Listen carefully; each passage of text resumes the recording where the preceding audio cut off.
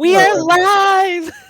Oh, so this is so exciting. So we're live, and I don't have any fancy music. There's nothing fancy. This is just Edgar and I having lamb chop lollipops, because I have this in my mind. I want lamb chop lollipops. We met at this amazing event at the Ritz-Carlton, of course, and we are sitting down and we're talking about who is Mr. Edgar Scott. So everyone, say hello to Edgar Scott, author of 418. I Am a Teapot. I do have the book. Okay. Let's start right there. The cover is amazing. So who is the photographer artist of this cover? Yeah, it's an artist. It's not actually a photograph. And the artist is Raphael Zucco. And he is the vice president of user design for, I think it is MD Live. And he's a corporate artist, web designer, and I gave him my book as a beta copy. I printed it out. It was pretty nasty. He got it before any of the editors read it. Wow. And that's what he saw when he read the book, as my character on the immersive internet. So the question I usually ask people is, which side is real life and which side is the internet? I want to answer though. You're asking me. Sure. Sure. I'm going to say the real life is the suit. We would all like it to be the suit. The real life is the orange jumpsuit. And it's too bad, but yeah, the immersive internet is what I've written about. I've been an IT guy for years. That's where I met Rafa. I was a DevOps manager. And those are the guys who deal with your website when it's going down in the middle of the night. You call that guy and he has to figure it out what's going on.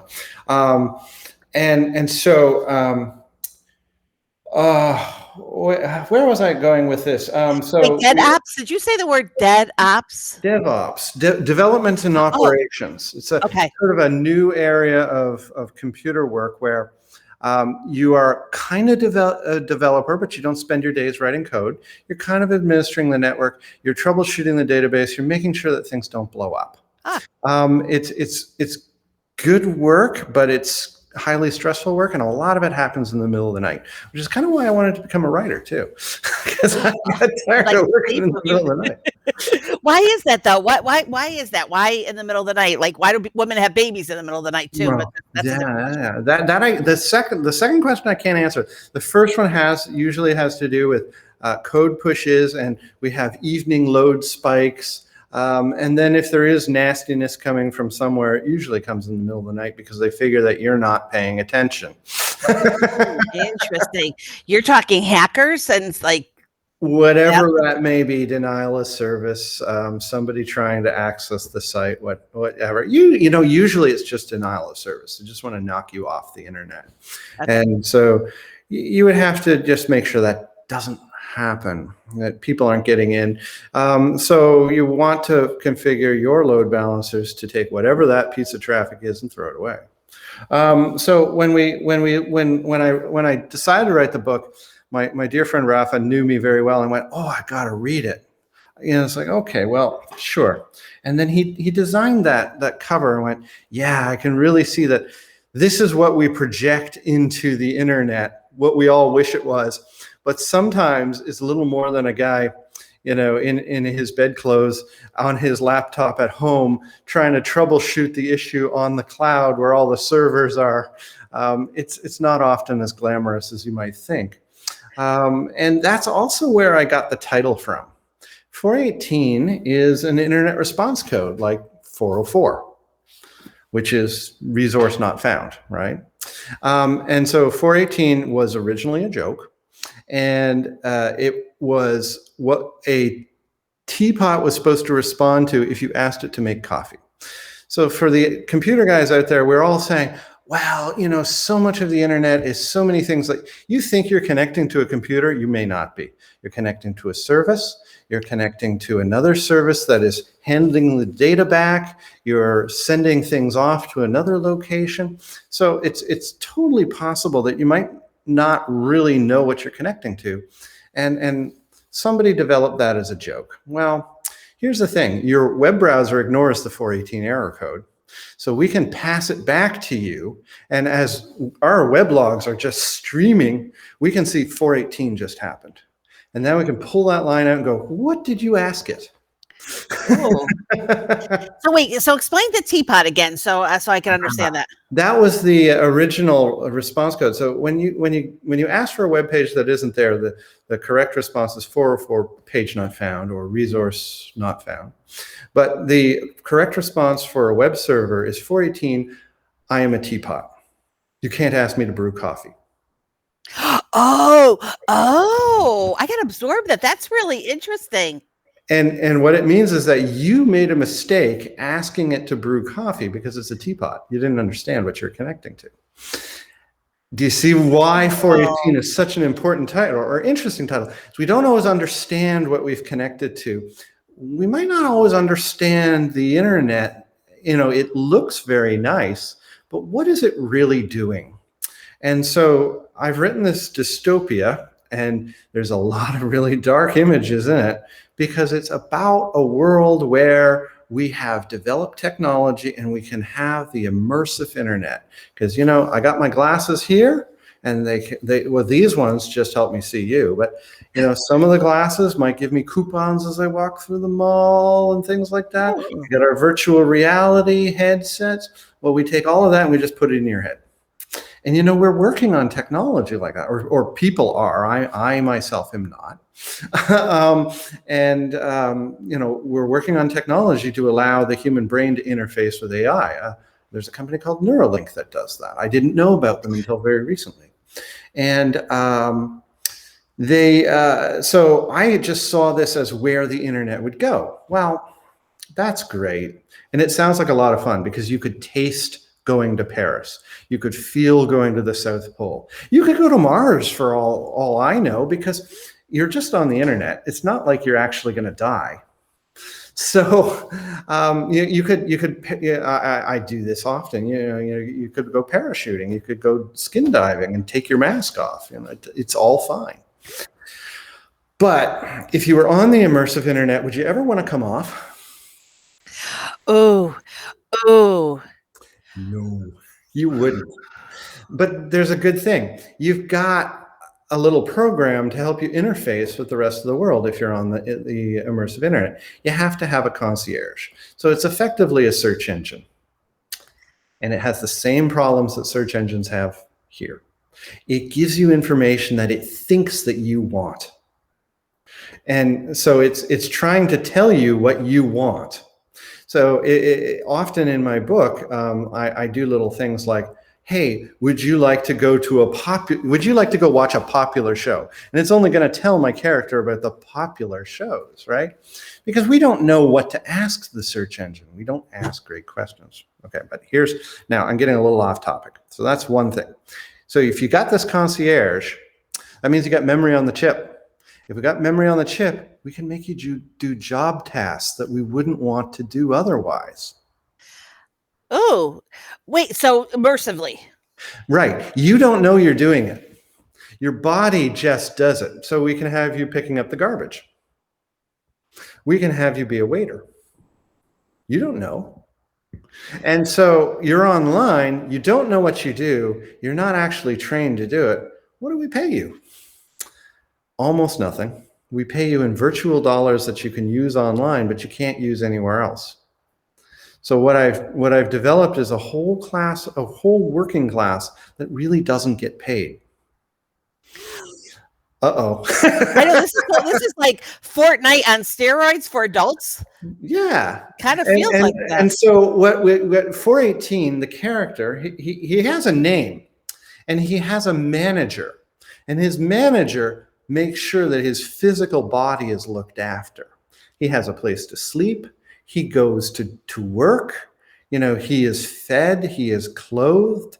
He's a father? He's a husband? I thought he's an owner. Oh.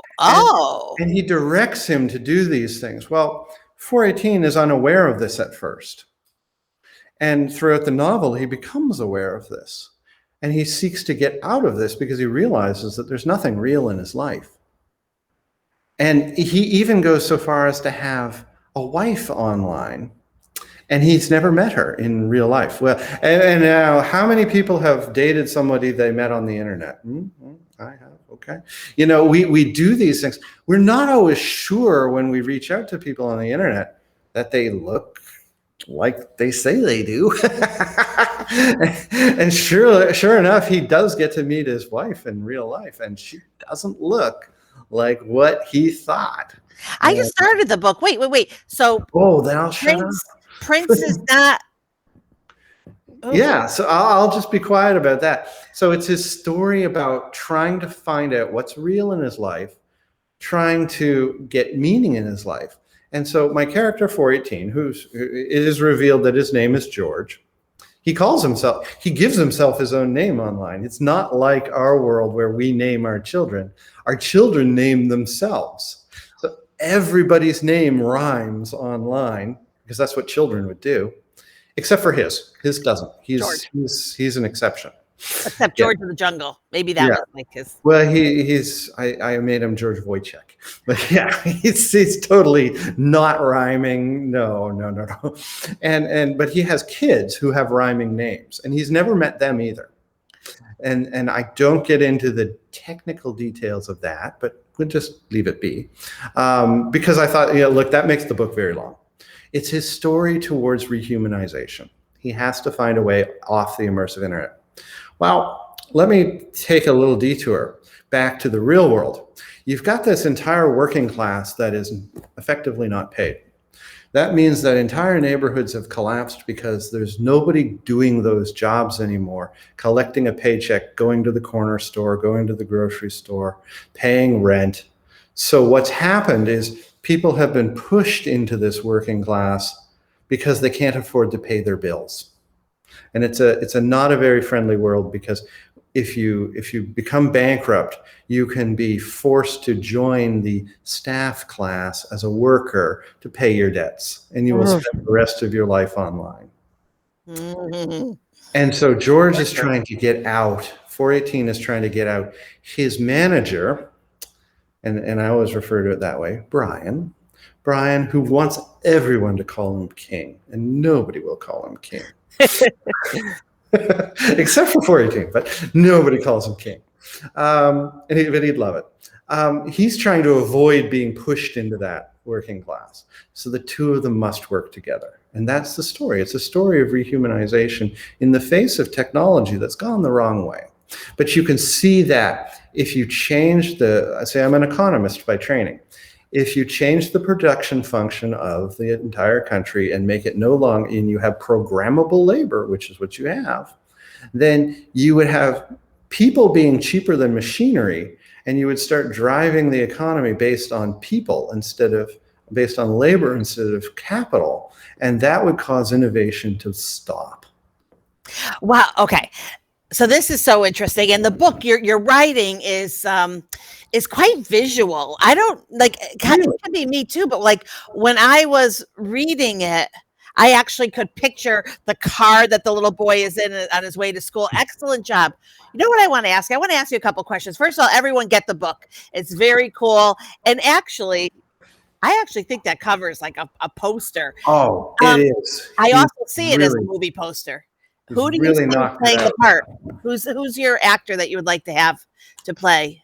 People ask me that, and I think I'm going to leave it to whatever director comes up with that, because they're all going to have their own visions. I always thought that Irfan Khan would make a great Brian, but he's passed away.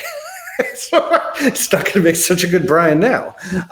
So I can't really say who it would be anymore.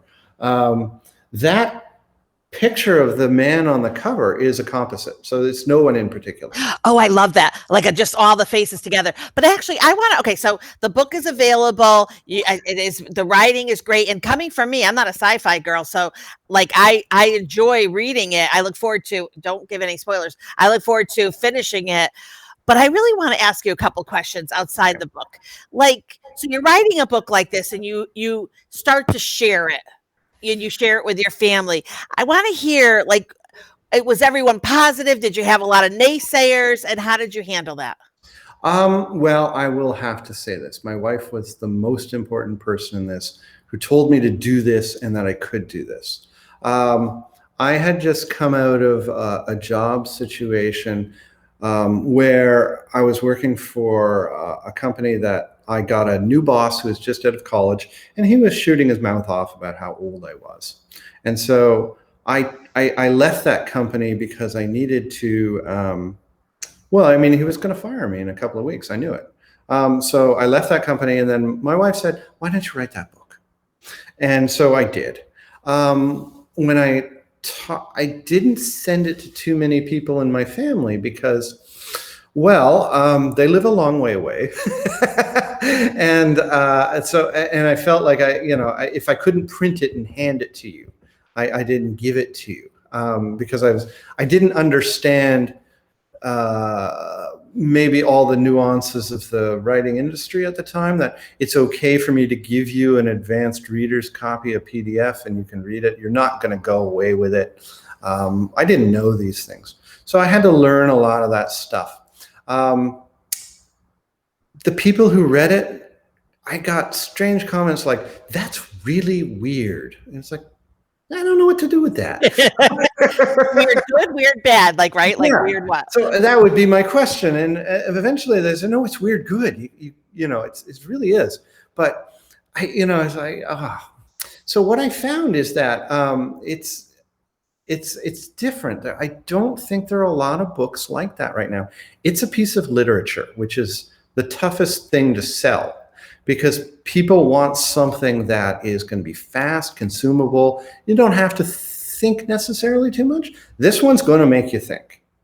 And it's just the way that I wrote it. That's the way that it's my education. It's the way I was brought up in a house with tons and tons of books. I just see it that way. And so, yeah, I didn't get a lot of encouragement, is what I have to say. That's kind of the thing I wanted to know. So did you publish yourself? Is it self-published? You found a publisher? No, this is an independent. And that's a little tricky because it's not like it used to be. Back in the day, self-publishing was vanity publishing. Okay, this is not that. I own all the rights to this thing, and I had to pay somebody for all of the typesetting, and I had to pay editors to read it and proofread it and things like that. All of that had to happen.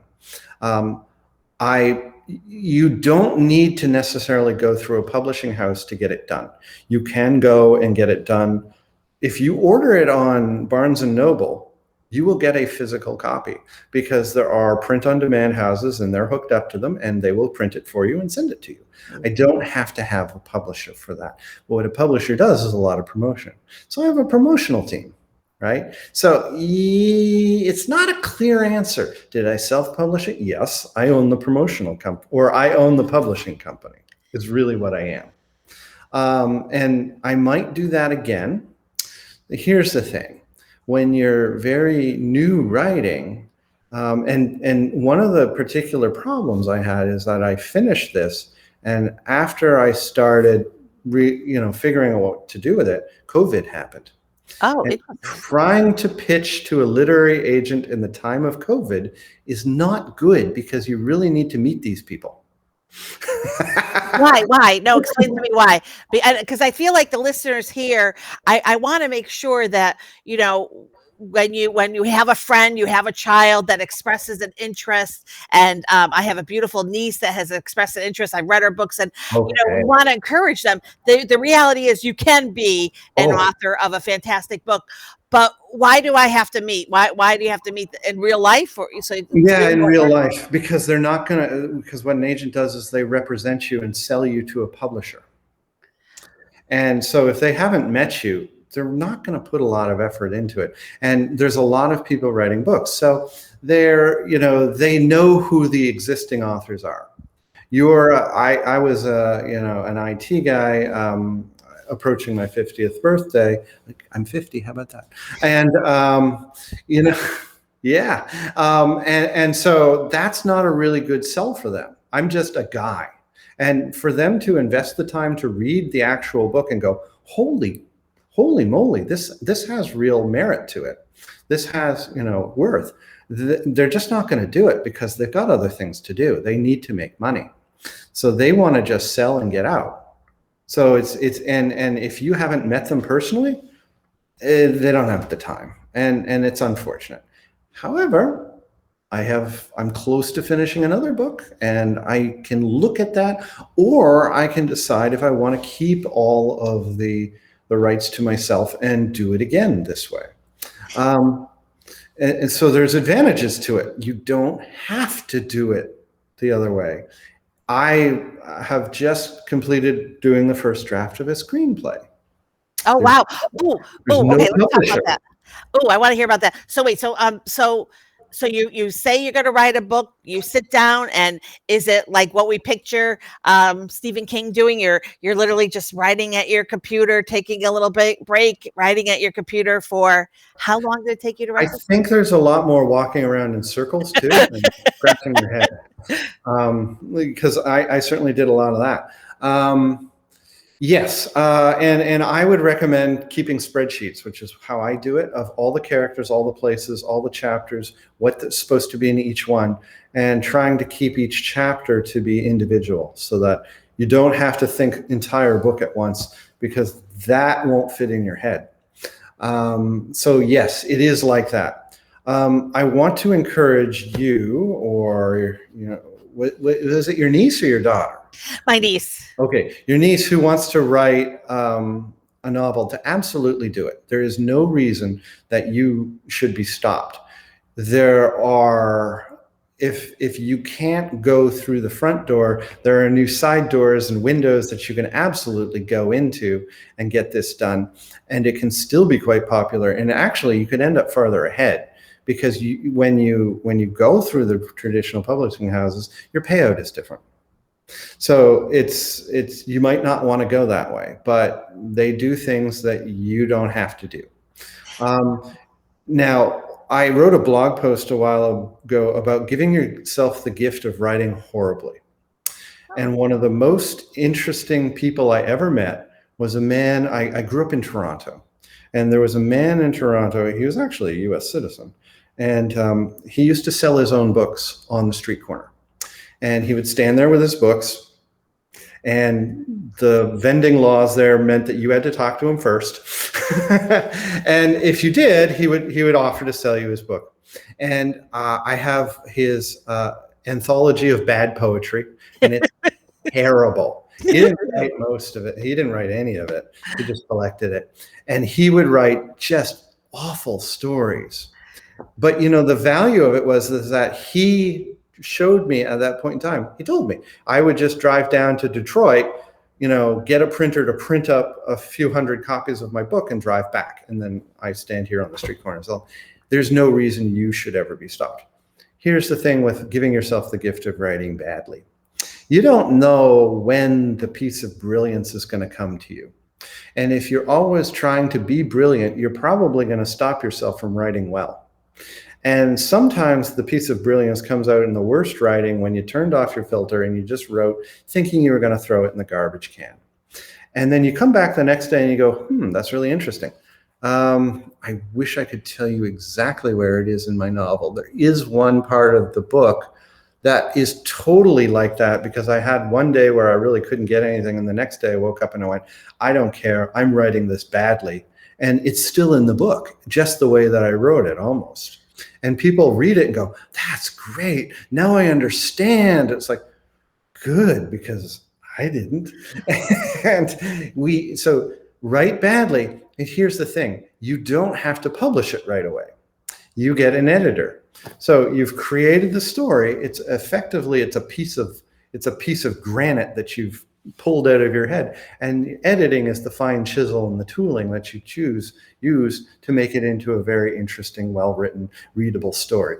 Because when we write, we do, just as a great example, we use all sorts of little weasel words. I use just way too much when I write. So And you know what? Those don't appear in the novel because that's the way I might think. That's not the way you want to read it. And so give yourself the freedom to be terrible, and you'll never have writer's block as well. Wow, this Don't is beautiful publish it. advice. What was Yeah. that? I spoke, sorry. What was that? Oh, just don't publish it. Don't hit the publish button because it might actually be terrible. I you know what? I actually I'm gonna say this. I actually can understand, um, why transmedia has taken you on as a client. You're incredibly likable, and congratulations because they are a fantastic PR firm. I mean, to me, one of the best. So congratulations to have such a great PR firm Yeah, behind you. I think it's a great team. Yeah. it really is a great day. But you're so likable. I could see why they would say, "Hey, this guy Edgar, he's going somewhere." Yet with or without his glasses. My reading glasses. Yeah. I Uh, love it. I wanna ask you, so you mentioned about the screenwriting, because yeah. as I said, when I'm reading it, I'm actually visualizing it. I mean, like, I really kinda saw it all. So I see this as actually you see this as a movie, or you see it as a net Oh, series? I'm hoping it gets sold as a movie. I think that's the way it Everyone should cross every go. part of your body. Yeah. And so the screenplay isn't going to follow the book one to one because it can't. They're different. They're different presentations. There's many storylines in the book. I think you've already noticed. You wouldn't want to see them all on a screen. So it has to be something that's more exciting, more visual, more motion oriented. And so I've tried to write the screenplay like that. Again, I give myself the gift of writing badly. So I've done a bad job on the first draft. Now I got to edit the first draft to make it better. But you would move things around in the screenplay that you wouldn't have done in the book. In the book, I need to introduce the world to you. This is one of my comments when people say, "Well, it starts slowly." Yeah, it's a dystopia. It's written in the near future. I need to introduce the world to you so that you understand what kind of world we're in, right? And that is a little bit, well, it's a lot of writing.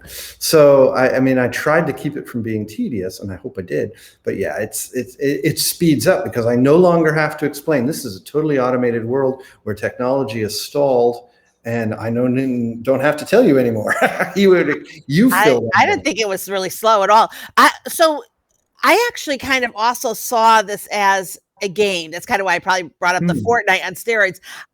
I don't know why, but I could actually see this being put together and watching kids actually go into the 418 or become 418 themselves. So Yeah. just an FYI, if you do that, I'd like to be a little character. That's fascinating. I hadn't thought of that.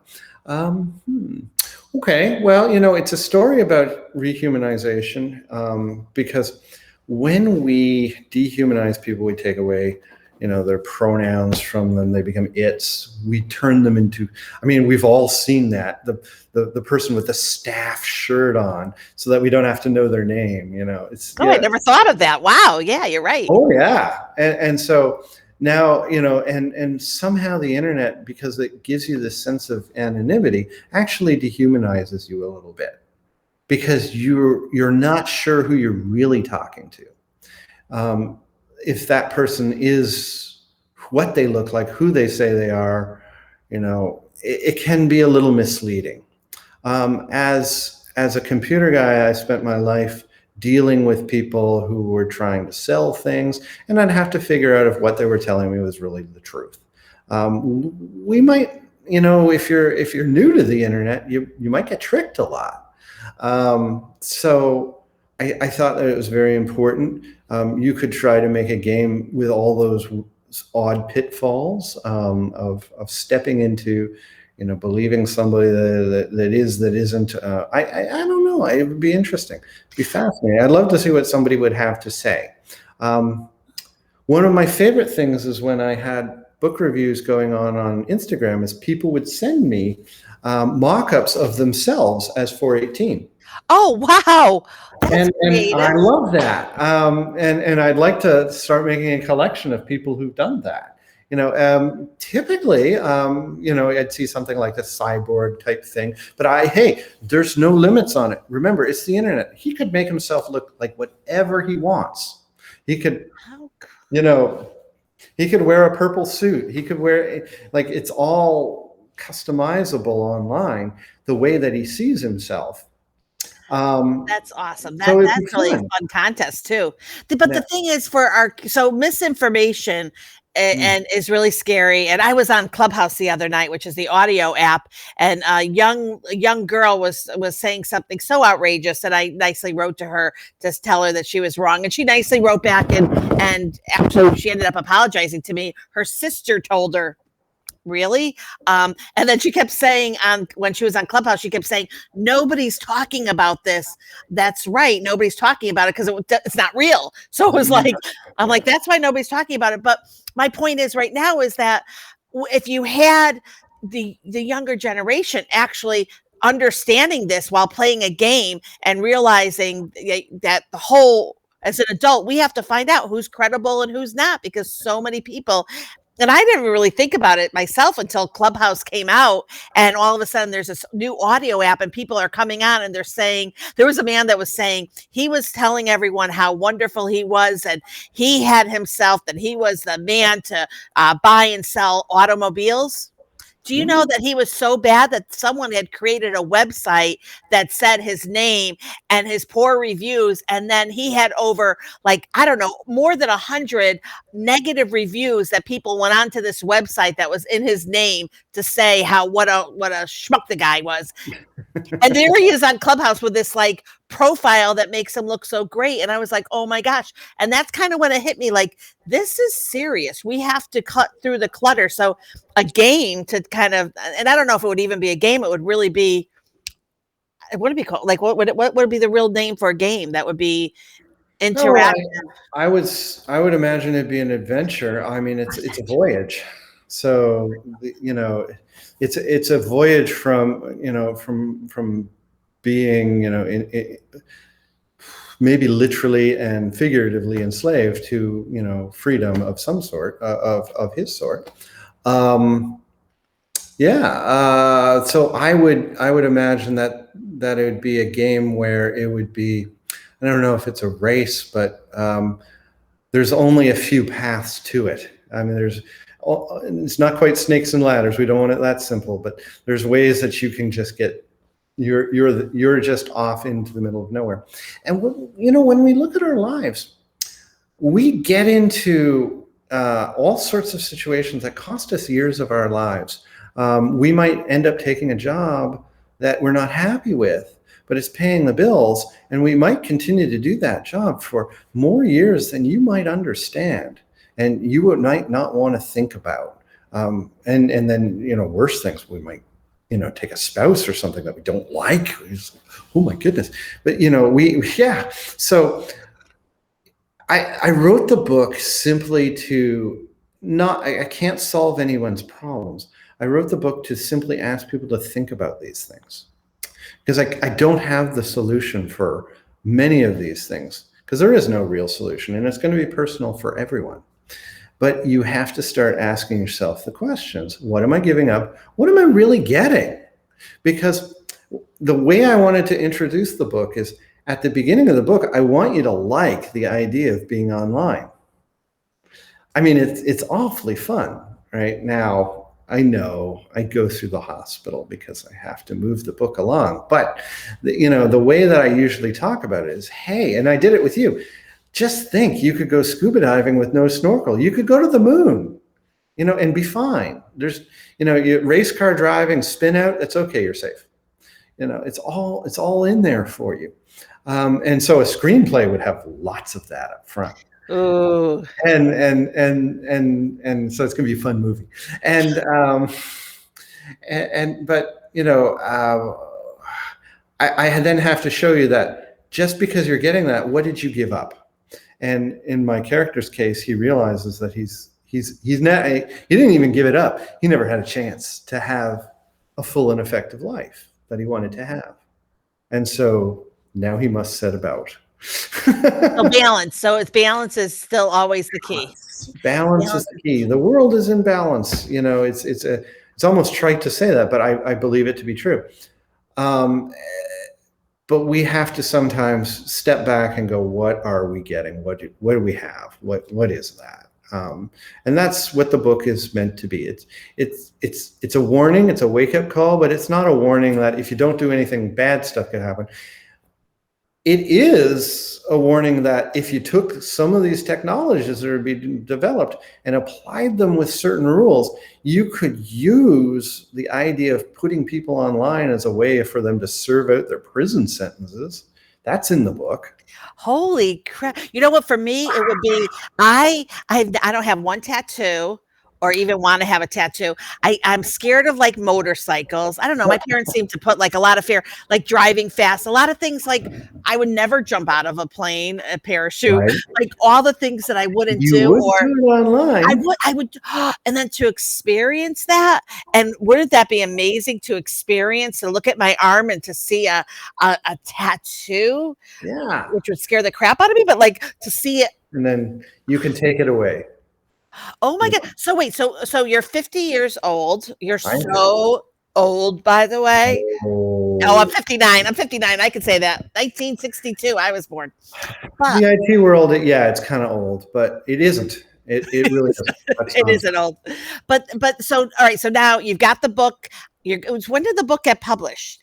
The 23rd of March. Oh, congratulations. So you're new author, you're going and you're making the rounds, which by the way, tell me, who would you really like to what show would you really like to be on? Oh, geez, I don't know. I don't want to plug anyone's show, but um, I grew up I was born in Houston, Texas. My father moved to Toronto when I was an infant. He was a medical doctor. Um, and so he took me with him. So I grew up in Canada, not really fully appreciating that the fact that I was born in the United States meant I was a citizen here. um, and so I've listened to the Canadian Broadcasting Corporation a lot, and I would love to be on somebody's show like Tom Power or Writers and Company. They have people like Margaret Atwood on the show, right? Ooh. Margaret Atwood wrote a dystopia in 1985. And really, that's the last major dystopia that I can think of, The Handmaid's Tale. And,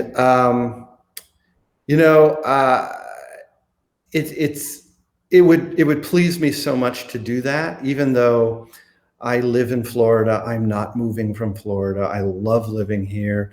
I enjoy being, an American writer. I certainly don't appreciate the Canadian influence on me, and I love them too. I have the best of both worlds. That's what I'd love to do, but I don't. I don't. They're. That's a long way away. I got to cross a border. There's still COVID going on. Oh, and we'll make it happen. Adrienne. Adrienne, my same name as myself, the president of Transmedia. Make it happen, please. I'm looking right at you, Adrienne. Adrienne to Adrienne. Let's make it happen. Hey, I'm in beautiful Daytona Beach. Okay, I love that. That's where I did my first ever body surfing about 10 years ago. I had a day where the water was just the right way, and that is wicked fun. For some reason, it doesn't quite work the same way down here in the Fort Lauderdale area where I'm in Boca Raton. Oh, that's beautiful. I love FIU, so I love any community that has a lovely college, university, school, so you can see the kids. That makes me happy. So I love that. Good for you. It's beautiful here, and the people make fun of Florida. Well, maybe rightly so. I don't know. There's a lot of very bright artists here. Transmedia is a great group of people. I'm very fortunate to have met Bill Hoffman through them, and he's a producer, and I see that he's upping his game again, and I'm excited about that. We're opening movie production studios over on Sunrise Boulevard. Oh, wow. Just happening. And that's great. That's going to be a lot of fun too. So things are certainly happening in Florida. How long Um, have you been in Florida?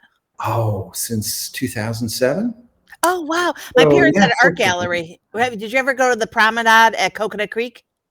I have been there, but I don't remember the art gallery. But there's a lot of places Yeah, there's a around lot. there. Yeah, there was Uh, darker animation. It was animation art, which was really fun. okay, yeah. Now, this is why I love being a writer, and I'm not so keen on being an IT guy. IT guy, it takes all your time. There's this term in the IT world called technical debt. And that means that you've got to always be learning to stay on top of things because there's always new technology and you're always running to keep up there. And so yeah, it does start to, I mean, it's fun and I love technology and it's great when it brings us new things. But man, it can be a lot of work sometimes. I never heard that term, but I absolutely love that term, technical debt. And I can see that for social media. I think many people that are doing social media, it's a consistent struggle to keep up to know exactly what's going on. I'm so glad to meet you. Oh, well, I appreciate the You're so opportunity. likable. Honestly, your personality comes right out in well, this is not Zoom, but on a virtual video. I'm glad. I'm Yeah. glad. Well, you're in my loft. I guess I have a loft, and that is my mother-in-law's painting behind me, which is really a Oh, photo that she blurred, and it's really cool. oh, it's And beautiful. and Shout then out to your mother-in-law. yeah, yeah. So my wife's mother, not my mother. Well, she is my mother. It's confusing, Seriously. And when I want to confuse her, I ask her. When I want to confuse her, I ask her those questions, see Oh, if she's got an answer for it. So I'm glad to have you in my home. It's lovely and to have you here, and I've enjoyed talking. You've done one of the things that I love, which is you let me talk for far longer than I should have. I'd love to know what you think of the book thank because you. So far, at I the am end of loving it, it. I got a few questions that I'll ask you only at the end. And Oh, I'm not going to ask you now now because why? Tell me. Okay, just so I understand this. So I said I normally it's no prep needed. I'm just hopping on, but I knew for some reason I'm like I don't know. I'm a teapot. I'm not sure really what we're even going to discuss. And of course, I have to like shut the song up because I was a camp counselor, so I am a teapot. I'm, I'm Short and sorry. I stout. apologize. I would not have done that to you. But We but would have printed one book just for you with a different title. but so you read your book too. So I saw one video where you had chapter 1 and then I was like there's chapter 13 and I'm like is there 2 to 12 or did you just skip or are you skipping around or what's your story of reading the Oh, chapters? yeah. I was just trying to read things that were insightful at the time. That was pre-published publication. Oh, So the book hadn't actually come out. And so I just wanted to read things to get you interested. Um, I would tell you that chapter 10 might go to the front of the screenplay. oh, So whenever you get there, you'll read it and go, yeah, I see why you might do that. And so yeah, that's what that was about. I didn't want to necessarily read through the whole book, and I haven't turned it into an audiobook yet because I think I need two narrators. Because as you've probably read enough to notice that there are two different narrators in the book, and I changed the type font in case you're not paying attention, so that you can see who is doing the thinking, whether it's Brian or George. that would Or be cool to have the two narrators. So all right, so one more question before I let you go. All right. So when people order the books, I always get confused. So your website, which I have under here, Edgar Scott Writes, is wait, did the creator of the designer of the cover, did he also do your website? no, no. Okay.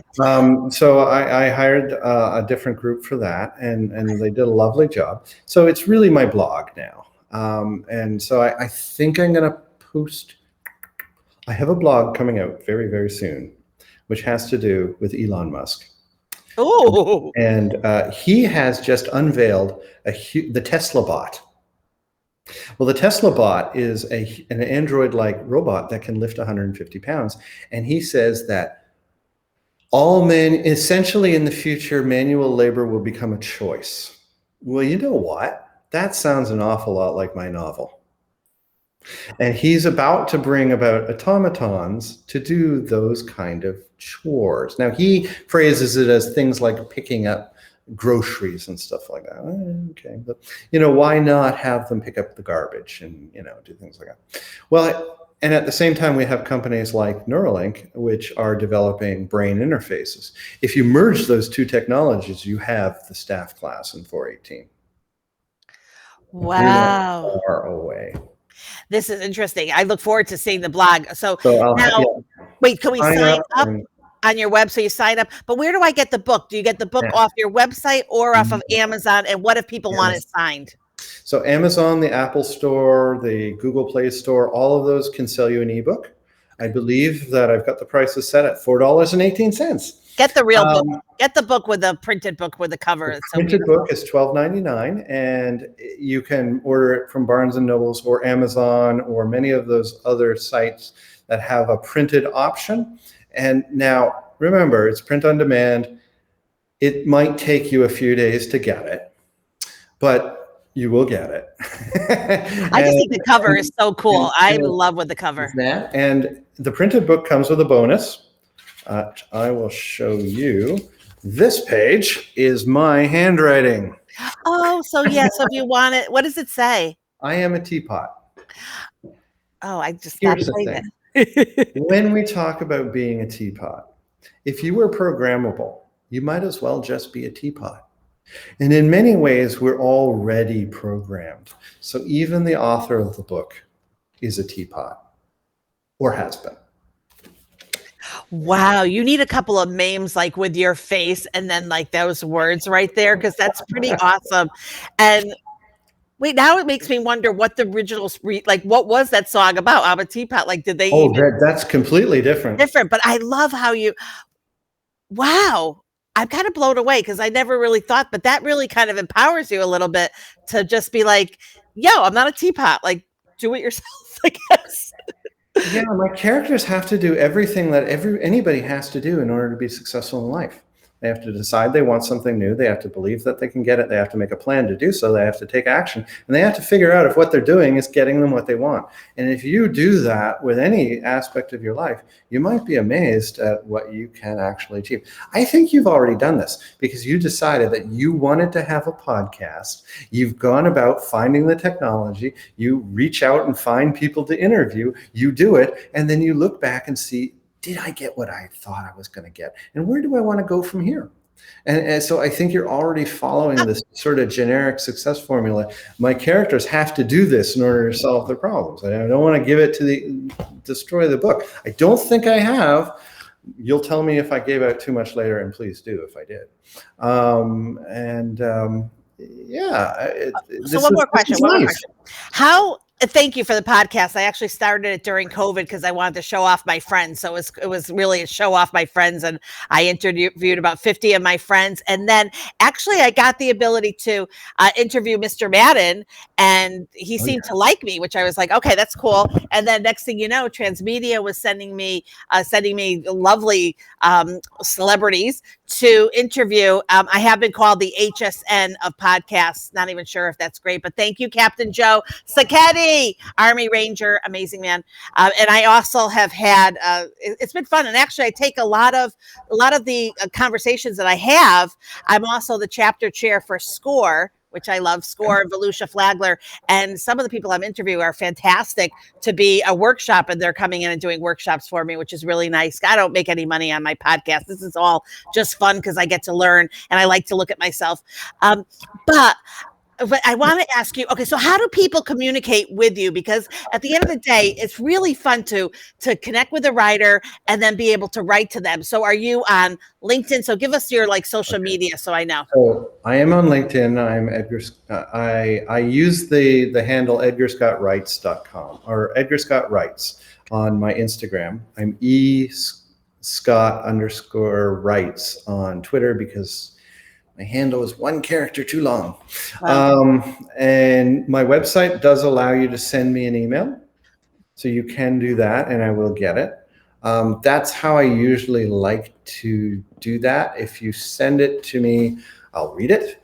If it seems like you're legitimate and you're not trying to sell me oceanfront property in Arizona, then I'll respond. Oh, that's so weird. I never think of that. But just someone who reads a book and wants to ask, Yeah. that to me is the coolest thing, is being able to read a book and connect with the author. That is like a gift. So my Instagram is where I do that. And I put up a lot of stuff that I do. Like my wife and I, we just went to Las Vegas. We're very tired of being here. And I don't mean to upset anyone. I'm vaccinated. So I thought it was a totally appropriate thing to do. But I follow all the procedures that they asked me to. And, we had a lovely time. And, so that kind of stuff gets in there into my social media, into my stories. So you'll see that. There's all sorts of fun stuff to do. And I think the good part of social media is sharing that kind of fun thing. Right. The bad part is when it becomes malicious, and I'll just leave it there. So I try not to do that. I have a couple of rules for social media. I totally encourage everybody to do this. I don't retweet things that I'm not involved in. So if I wasn't doing it, I won't forward it out unless there's some really good reason for me to do it. I don't say anything negative. If I went someplace and I had a bad experience with a restaurant, I'm not going to say that. That's bad. And if I read a book and it's bad, I look at some books. Maybe it's just me, because not everybody's going to like my book either. So, we keep those comments to a minimum. We just say positive things. We share the good things. And I wish we'd all do that. You see my logo up there, PGE? Yes, That's Professional Global Etiquette. I'm a graduate of the Protocol School of Washington. So thank you. We all agreed etiquette online is very important. Did I get it right? You got it all beautifully right. And one of the things I love to do when I go out to eat, and I do go out to eat, I'm vaccinated too, but I just suck as a cook, and I don't even really enjoy it. So anyways, but I always ask the server for their name, and I always take the time to write something lovely for them, and I'll do it on Facebook if they say, and I'll show it to them, and just say, look, because I want them to know that they're appreciated. And I also know, by the way, when you take a minute to do that on Google, Facebook, Yelp, they get a little credit. Someone's looking, they have a boss that's looking at them going, oh my God, that's so nice. Yay for you, Sally J. So I absolutely agree. I have a blog post I wrote about bad reviews really can hurt and harm a business. And we all have different taste buds. Many things can go wrong. And that's why you talk to the manager or go the next day and have a conversation. Don't put it online because it's not fair to business. But I'm all about business. Hence, I love SCORE, because I want businesses to succeed and I want authors to succeed. And so that's important to me. Well, one of my first reviews that I really didn't like, and I shouldn't go too much into this, but I'll give you the example. Somebody somewhere, and I think it's been lost to time, as soon as my book hit one of these platforms where you could review, said, oh, that's a weird title. I don't like it very much, so I don't think I'll read that book, and gave me a very low review. And it's like, you didn't even read the book. Right, exactly. So, what's that supposed? It's I think that's how you don't do the internet. Yeah. But a lot of people think somehow that's how you should. So, we want to promote, we want to be positive. The internet is a great place for positive promotion. If only we would use it that way. Exactly. I actually if you Google my name and contact tracer, you'll see this whole story. I was a contact tracer, and there was a situation where there wasn't any account, whatever. There was a big story, but so a lot of people were writing, and they were kind of negative to me. And you know what I did? I gave them my phone number, and I said, call me. And I had like 3 people call me. And when I explained to them what the story really was about, because people read a headline, they didn't understand that as a contact tracer, I was put in a hotel, I was being paid, I was waking up every morning, getting ready to go to work, excited to go to work, but never given the job to do.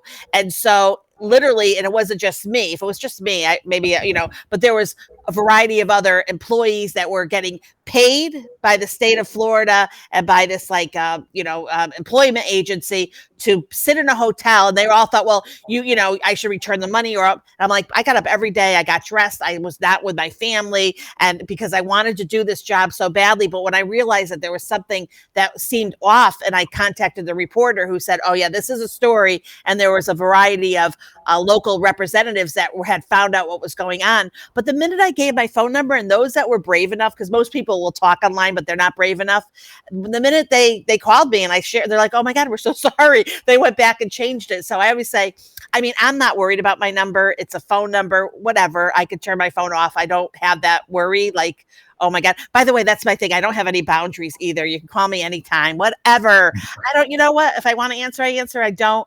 I wonder if that's age, because I love the younger generation who have boundaries and they're so strong with that. And I'm like, ooh, so cool. But I'm like, zero boundaries. Like, just call me. It's like weird.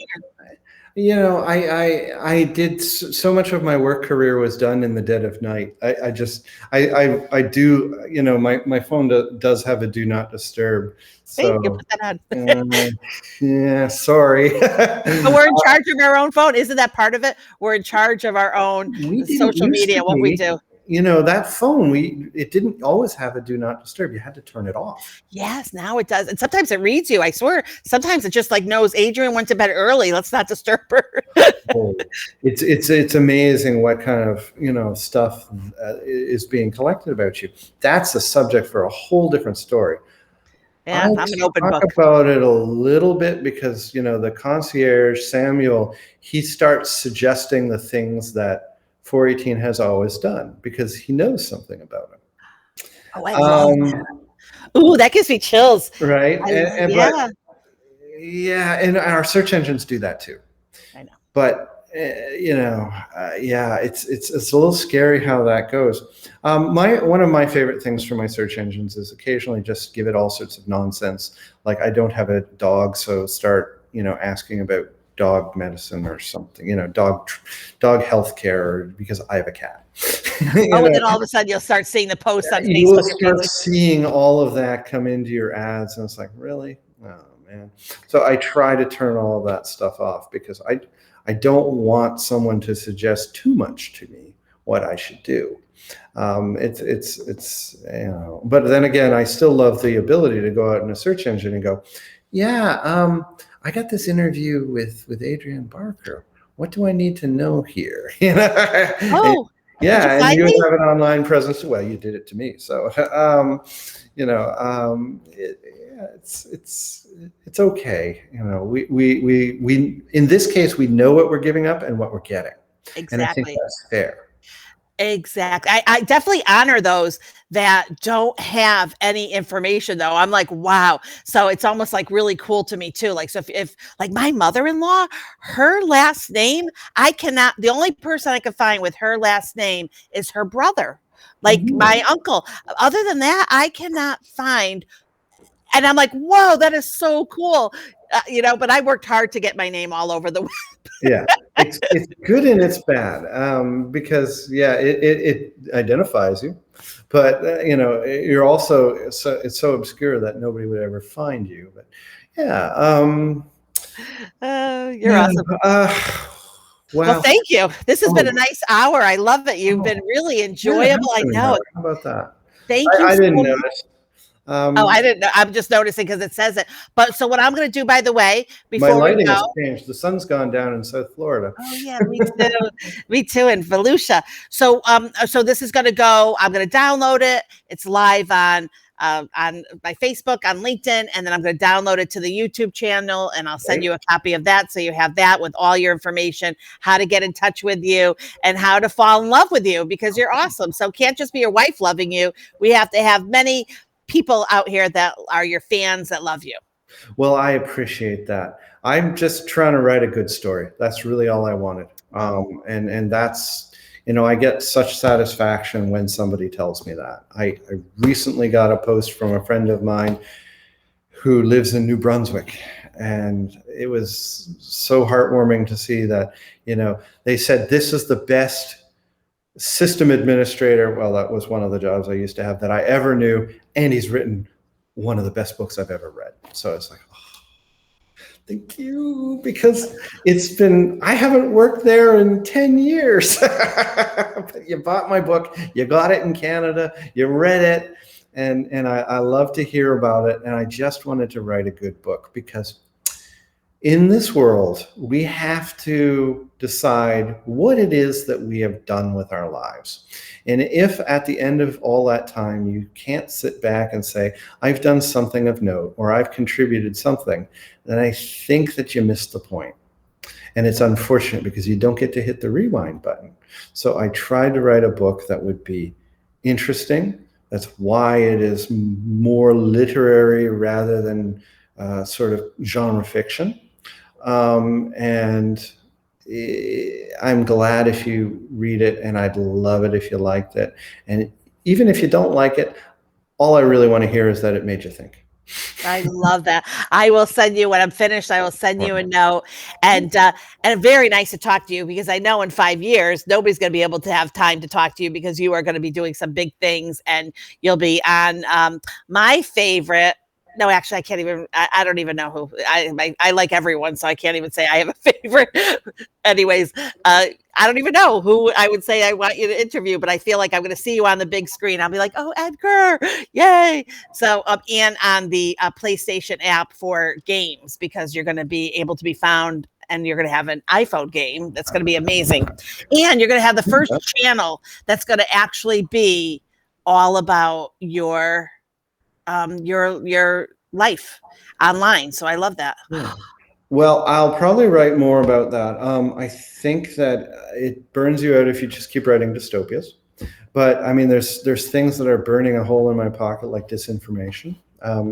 Have we entered the disinformation world? Should we just believe that everything is incorrect first and then prove it, as opposed to believing it to be true and then disprove it? Holy crap! Oh my God. That would define the disinformation era. If you went online and you should just automatically look at any article and go, that's not true until I can prove it.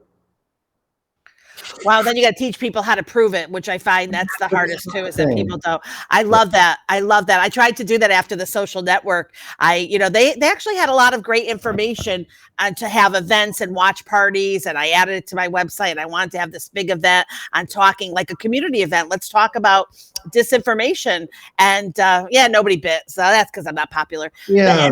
The reason they don't bite is because they think you want to talk about a micro piece of disinformation, a specific topic.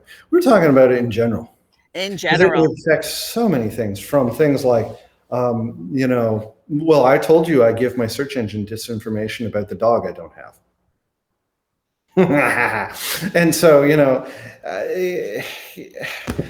I mean, disinformation about how to cut my grass. I mean, like, there's all sorts of incorrect stuff out there. Oh, how about all the recipes, by the way? Like, I told you I'm a really horrible cook, so I'll watch these recipes, and then I'm like, I have to really kind of sit down to myself and say, really, does that really make sense, Adrienne? And I'm like, no, because they'll show a pretty girl and she's making something, and that's kind of cool, puts it in the oven, takes it out. And so I realized that that's all fake too. So I can't. So I think you've hit on the other problem, is who are you listening to? Because the pretty girl didn't actually come up with the recipe. And so if you want to talk about it and what could possibly the internet turn into, well, why not listen to a guy who worked in the internet for 25 years? But I have, I have a personal trainer, and I know he gets results because he looks a certain way.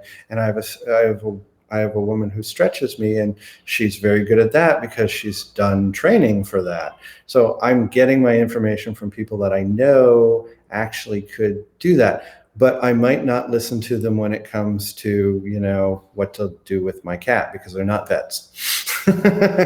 So you are so right. Who are you listening to? Ask yourself that when you run into something. Who's telling you? Wow. And you know what? Also, the other thing is, you would be great as a podcast host yourself. So I could think about doing that. You could have some great conversations and kind of build up your audience, being your own host. Perfect. And if I can't find a guest, I can spend the time talking to myself. You can, exactly. That's what they do. I love it. I love it.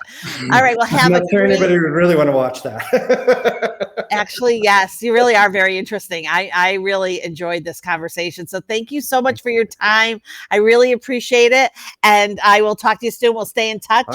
And Stay thank safe, you. and let's all work together and get over all of these things. And I can't get out of South Florida without going past Daytona Beach. So Oh, I love that. Don't say that. I'll be really excited. And nowadays you say I can't go past Florida without going to Buc-ee's, because we have a Buc-ee's right here in Daytona Beach with 130 whatever gas pumps and brisket out the bunions. So you can do whatever you want. All right. So thank you so much. Have a great rest of the night. And thank you. This was fantastic. Bye, Edgar. Bye-bye. And I'm going to stop streaming right now. Thank you. This